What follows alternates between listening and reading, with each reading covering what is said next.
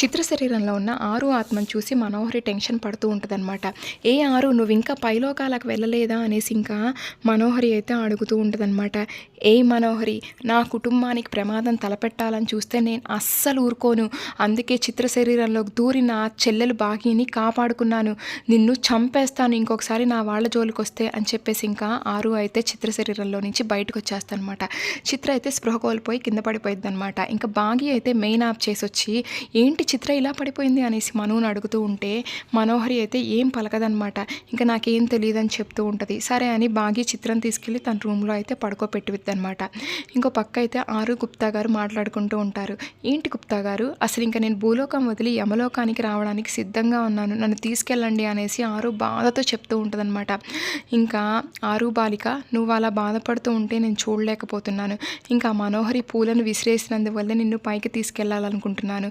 ఇదంతా నా కర్తవ్య నిర్వహణలో భాగమే అని చెప్పేసి ఇంకా గుప్తా గారు అయితే ధూమ్ తదా అని మంత్రమేసి మన ఆరునైతే మేఘాల్లో అయితే తీసుకెళ్ళిపోతూ ఉంటారనమాట. ఇంకో పక్క రణ్వీర్ లాయర్ మాట్లాడుకుంటూ ఉంటారనమాట. రణ్వీర్, అసలు నువ్వు ఎందుకు ఇంత ఆలోచిస్తున్నావు? నీ ముందున్న అన్ని సాక్ష్యాలు చెప్తున్నాయి కదా అంజలి నీ కూతురు కాదు అనేసి లాయర్ అంటూ ఉంటే, లాయరు ఎన్ని సాక్ష్యాలు నా ముందున్నా కానీ అంజలియే నా కూతురు అని బలంగా అనిపిస్తుంది. అమరేంద్ర ఏదో నిజం దాస్తున్నాడు. అమర్ కూడా ఎక్కడో అక్కడ తప్పు చేసి ఉంటాడు. ఆ తప్పేంటో తెలుసుకొని అంజలి నా కూతురని ప్రూవ్ చేస్తాను అనేసి రణ్వీర్ అంటూ ఉంటాడనమాట. ఇంకో పక్క బాగి అమర్ రాథోడ్ మాట్లాడుకుంటూ ఉంటారనమాట. ఏంటండి ఇదంతా అసలు? ఇంకా రణ్వీర్ అయితే ఇలా ప్రయత్నాలు చేస్తూ ఉంటే మనం కూడా అయితే ఇంకా ఏదో ఒక తప్పు చేసే అవకాశం ఉంది కదా అనేసి ఇంకా బాగి అంటూ ఉంటే, అవును బాగి, ఇంకా మనమైతే ఏం తప్పు చేశామో అయితే తెలుసుకోవాలి.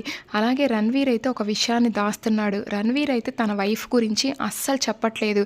రణ్వీర్ భార్య ఎవరో తెలిస్తే కానీ మనమైతే రణ్వీర్ని అయితే ఆపలేము అనేసి ఇంకా అమర్ అంటూ ఉంటాడనమాట.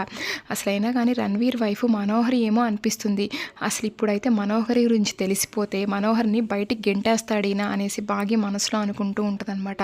రాతోడు నువ్వు వెళ్ళి వెంటనే అయితే రణ్వీర్ కాల్ లిస్ట్ అంతా తెప్పించు, రణ్వీర్ కాల్ లిస్ట్లో తన వైఫ్ గురించి తెలిసే అవకాశం ఉంది అనేసి ఇంకా అమర్ చెప్పగానే రాతోడైతే సరే అని వెళ్ళిపోతాడనమాట.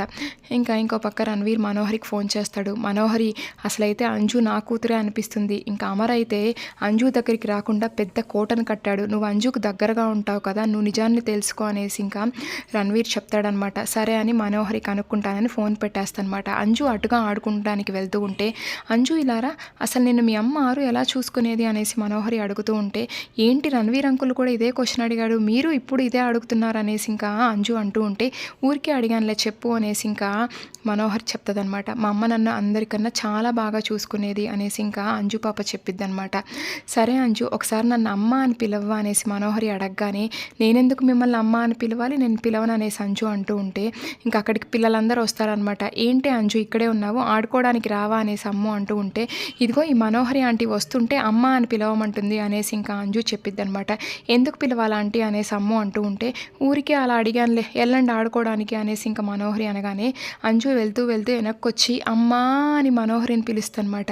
ఇంకా అమ్మ అని పిలవడంతో మనోహరి హృదయం పులకరిచ్చిద్ది అనమాట. ఇంక ఇదే లాస్ట్, ఇంకెప్పుడు పిలవని మిమ్మల్ని అనేసి అంజు చెప్పి వెళ్ళిపోయిద్ది అనమాట.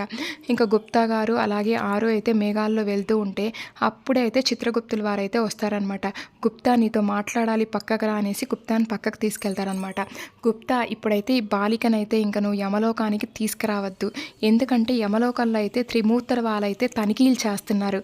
ఈ బాలికను నువ్వు అక్కడికి తీసుకొస్తే ఈ బాలిక లెక్కల్లో మనం చేసిన మార్పులను చూసి వాళ్ళైతే మనల్ని దండిస్తారు. త్రిమూర్తులు వెళ్ళాక నువ్వైతే ఆరునైతే యమలోకానికి తీసుకురా, అప్పుడు దాకా ఆరునైతే భూలోకంలోనే వదిలేసే అనేసి ఇంకా చిత్రగుప్తుల వారు చెప్పగానే గుప్తా గారు షాక్ అవుతారనమాట. ఏంటి ఈ బాలికని ఇంత కష్టపడి నేను పైకి తీసుకొస్తే మళ్ళీ అయితే భూలోకానికి పంపాలా, అది కుదరదు, నువ్వు కూడా నాతో వస్తే మన ఇద్దరము వెళ్ళేసి ఆరు బాలికనైతే కింద భూలోకంలో వదిలేద్దామనేసి ఇంకా గుప్తా గారు చెప్పగానే సరే అనేసి చిత్రగుప్తులు అంటారనమాట. ఇదంతా మన ఆరు అయితే వినేస్తనమాట.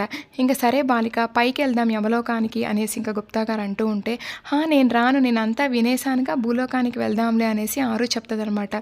ఇంకా సరే అని ఇంకా ఆరునైతే కిందకు తీసుకొస్తూ ఉంటారు భూలోకానికి. మరి ఏం జరుగుద్దో చూద్దాం. Thank you.